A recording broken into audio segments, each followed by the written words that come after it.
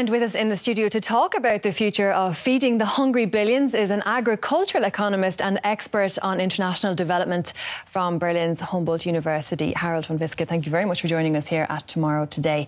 Now, as we've just seen in that report there, Asia is going to have to develop and produce a lot more rice in order to feed the growing population there. Sustainability-wise, what do we need to make it really sustainable?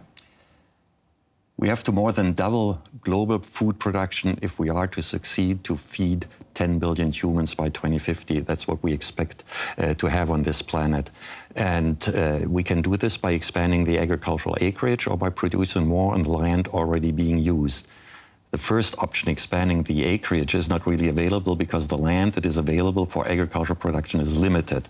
So we have to opt for productivity growth. Productivity growth. What else can science do in order to aid these moves? We have about 1 billion humans who are undernourished, and the vast majority of those are smallholders in developing countries and landless farm workers. So if we succeed in increasing their productivity, we would have done a major step forward in securing enough food for the world. But this alone won't be enough. So how do we increase the production then? We need to increase investment in agricultural research again. We need innovation, we need productivity growth if we want to successfully battle hunger around the globe. OK, that's the economics aspect of it. Now, let's have a look at, for example, genetically modified foods. A huge topic here, a very controversial one in Europe. What's your thoughts on that? We won't be able to feed 10 billion by 2050 without genetically modified crops and livestock. I think just a few years down the road, hunger around the world will be so pronounced that even the countries that are very skeptical right now, including Germany, will change their mind and they will accept GMOs.